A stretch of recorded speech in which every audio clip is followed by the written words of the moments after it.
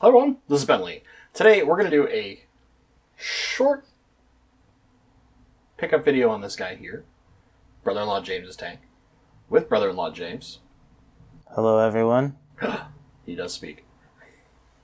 But more importantly, what we're going to do is teach you how to trim and train any of the Nymphaea species. This applies to pretty much anything, but most especially with red tiger lotus and dwarf aquarium lily, as those are the two most common ones in the hobby and most likely the ones that you're going to encounter. Let's do a short update on your tank before we get to trimming. One, this is doing phenomenal. I mean, this is taking over quite a lot.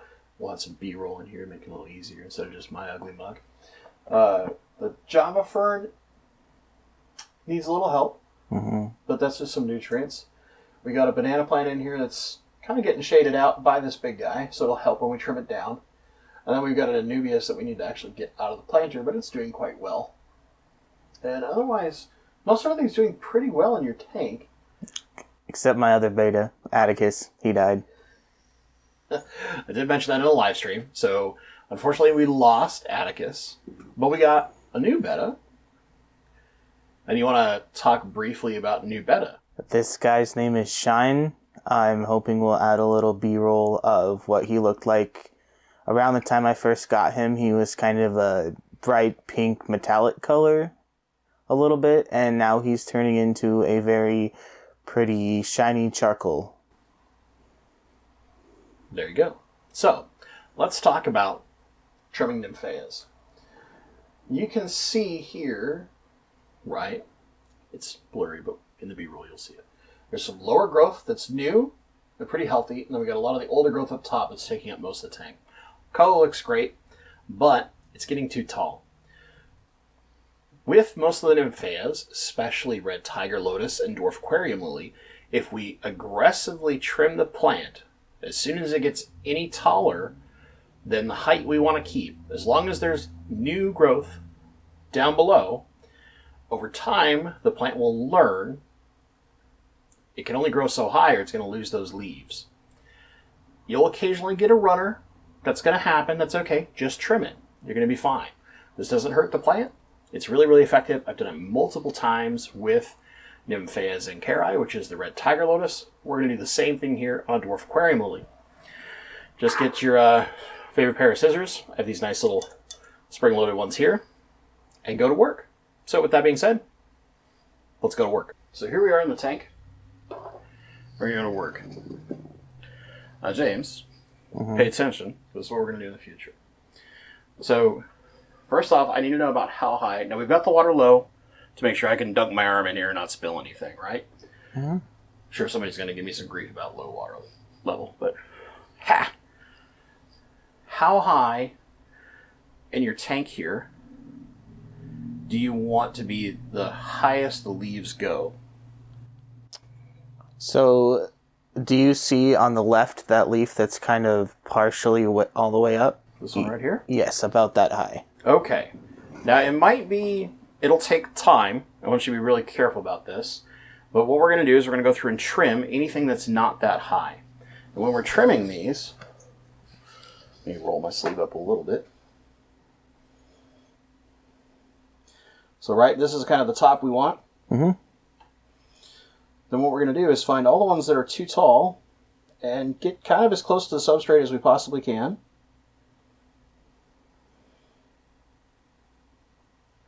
We don't have to be perfect about it. Then we just give them a little clip, right? So I'm going to go through. Look out, little buddies.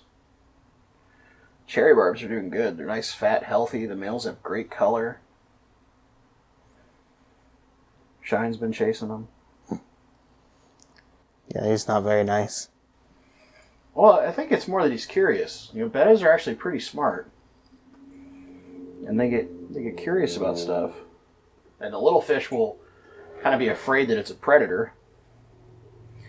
I'm going to leave these couple here that aren't too tall for now to let that new growth come in. But as these get any longer, we'll trim them, okay?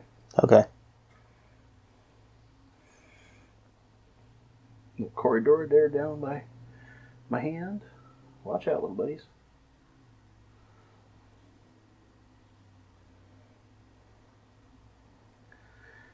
we'll do proper water change. You'll be good to go.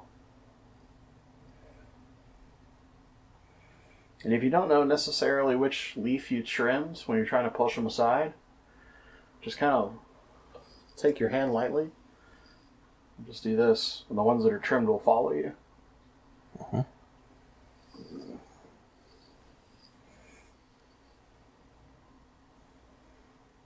And if you got a lot of them bunched up where they're too close and it's hard to tell where it is, don't be afraid to cut a little bit higher. Okay? You're not going to hurt anything by leaving it slightly longer. But if you can, cut it as close to the substrate as possible. Whoop. So you accidentally got a little guy, but that's not going to hurt nobody.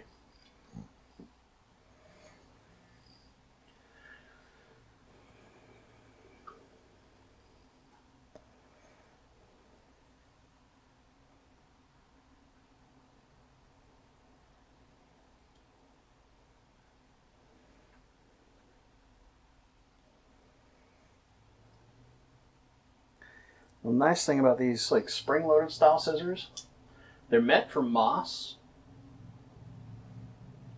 but because they're so kind of small and precise, you can get really precise cuts with them. So you can be a little picky about your cutting with these because they're such a small fine tip. There we go. So we got one. This little guy we kind of accidentally hit. Look at Corey's. Now, there's probably going to be somebody freaking on the internet who's like, wow, you cut so much of that off. It looks terrible now. But we've opened up a bunch of light. So all that low growth, right? Got all these nice babies down here. They'll start growing nice and quick. And some of our other plants, like our banana plant there, will have an opportunity to grow. Good? Yep. All right. Well, there you go. Simple, easy trimming, nothing too crazy. You can see, I mean, even in the blurred shot behind me, you can tell how much plant matter we took out. And for fun, we have a little Rubbermaid container. We'll bring that forward. Quite a lot. But, yeah, you can see in some of the B-roll, and yeah, I shot most of my B-roll after I did the trimming, but that's fine. The Nubia Stangy behind me is doing great. We could do some trimming on the job of her, and if we really want to get rid of some of the leaves that are having some issues, that's just potassium. And there's not enough potassium in this teeny tiny tank. We don't want to overdose. We're just going super simple, low tech, no CO2, simple light, all-in-one easy green fertilizer. We could substitute that with pretty much any all-in-one we wanted, but we'd like going to the co-op, so what do you do? James, any parting thoughts? Do you think that in the future you would know how to just trim your lily going forward? I do now. And I forgot we had planted a teeny tiny baby one in the very back. It's still back there with a couple small leaves. So I think now that it's going to get exposed to more light, it might actually do a little bit better. We probably want to reposition this banana plant, maybe back in front of the sponge, to help it not get shaded out a little bit. But other than that, considering that you're doing basically all the maintenance, we need to clean your sponge filters out. That's about it. We need to do a little bit of gravel back in there. I'm sure somebody's going to give me gruff for letting you have mulm on your substrate. Oh, no. It's really not that bad, but people love to go nuts about it. You're doing a pretty good job. Thank you. Do you feel that you've learned a reasonable amount since we first started this tank? Yes. Okay. Now, do you feel you've learned much about plants, or is it just pure happenstance of I need to have light and fertilizer? I have learned multiple things. Okay. Give me one thing other than us trimming the little lead today that you've learned. All right.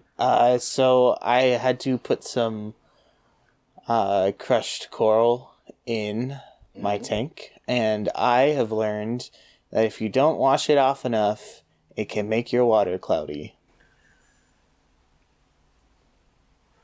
Very true. What have you learned specifically about plants? So we're doing kind of a plant-themed video here.